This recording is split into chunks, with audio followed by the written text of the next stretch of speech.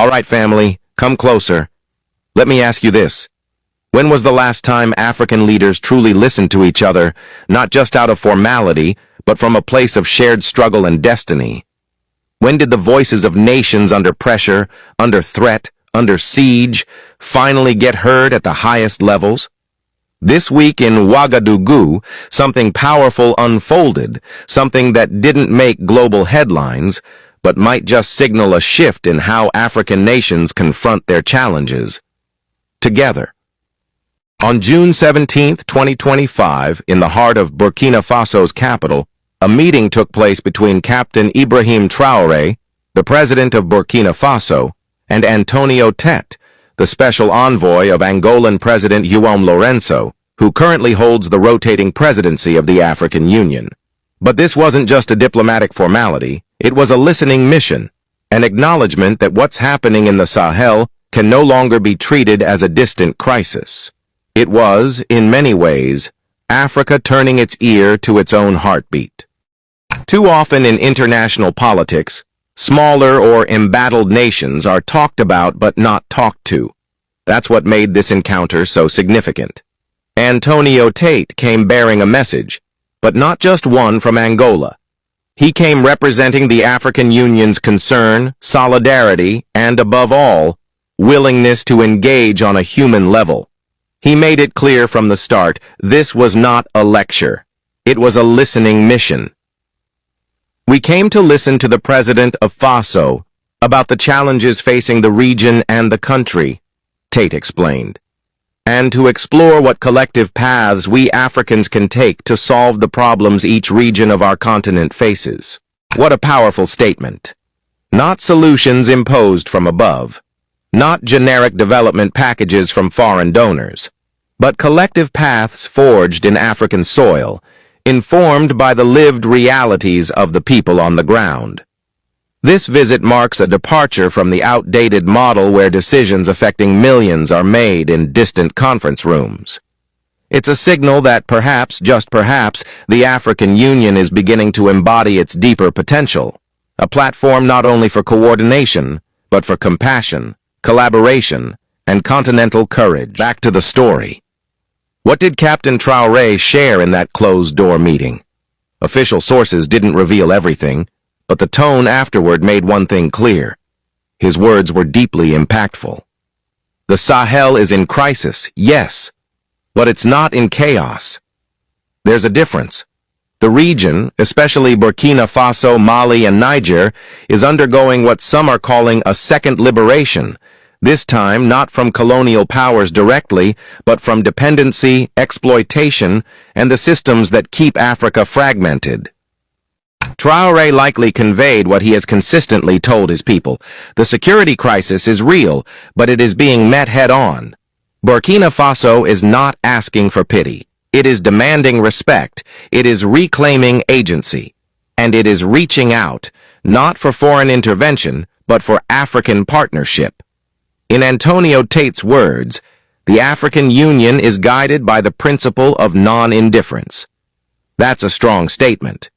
Non-indifference means that African nations no longer have the luxury to pretend that instability in the Sahel doesn't affect them. The same way Burkina Faso's fight against terrorism, disinformation, and economic strangulation ripples across borders, so too must the response. For decades, African diplomacy has often been seen through the prism of external validation. Meetings with the IMF, the World Bank, the EU, or the UN are treated with more fanfare than intra-African dialogue. But this encounter challenges that mindset. By prioritizing a listening mission to Burkina Faso, a country suspended not long ago by the same African Union, it sends a message. We're evolving. We're shifting from punishment to participation, from sanctions to solidarity. And that's crucial because the transitional governments in the Sahel are not anomalies. They are reflections of deep systemic failures, failures that cannot be corrected by bureaucracy alone. They require empathy. They require dialogue. They require Africans speaking to Africans. And let's not forget, This visit comes at a time when there are growing calls to lift AU suspensions on countries in political transition. Could this be the beginning of a reintegration? Could it be that the African Union is ready to recognize the legitimacy of new political dynamics emerging in the Sahel, especially when driven by the will of the people? There was a moment, captured briefly in Antonio Tete's post-meeting remarks, that should give every African pause. He spoke about exploring ways and means to solidify the bridge between Africans and to reinforce the spirit of African solidarity and shared destiny.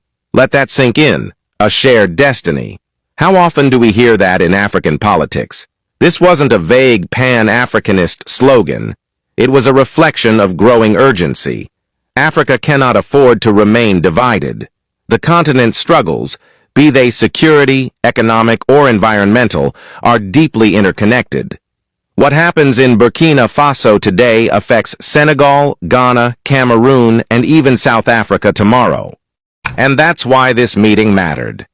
Because behind the official titles, the suits, and the press statements lies a more profound truth. If Africans do not stand for each other, no one else will. Captain Traoré has been a vocal proponent of regional unity. Under his leadership, Burkina Faso joined hands with Mali and Niger to form the Alliance of Sahel States, a defense and political coalition born out of necessity, but growing into something far more visionary. The AU's listening mission acknowledges that. It gives weight to this alliance not as a rogue deviation, but as a legitimate voice in the continental conversation. So where does this lead? One possibility is that the African Union, under João Lourenço's presidency, will push for more active reintegration of suspended states on the condition that they are building credible, locally driven transitions. It also opens the door for deeper military and economic cooperation among AU members in confronting terrorism, food insecurity, and illicit arms trafficking. Another hope is that more African leaders will follow Angola's example and initiate listening missions of their own, not just to Burkina Faso, but to the DRC, to Sudan, to Guinea, to the Central African Republic, to truly know the pain and the promise of their neighbors, not through Western media lenses, but with their own eyes and hearts. But the biggest outcome of all? Perception shift. The perception of countries like Burkina Faso is changing, from failed states to frontline defenders of African dignity, from isolated rebels to visionary reformers, from aid recipients to agenda setters, and if the African Union is listening, really listening, that shift may soon become official policy. This meeting may not dominate international headlines, but for those who understand the pulse of this continent, it was monumental. Because it wasn't just about one president meeting one envoy, it was about Africa listening to itself. It was about African challenges being met with African ears, African hearts, and African solutions. And if that continues, if listening becomes the first step toward deeper cooperation, healing, and sovereignty, then this quiet moment in Ouagadougou might be remembered as the start of something truly historic. Let the world watch in silence. Let the doubters whisper from the sidelines. Africa is beginning to speak in its own voice, and for once, it is listening to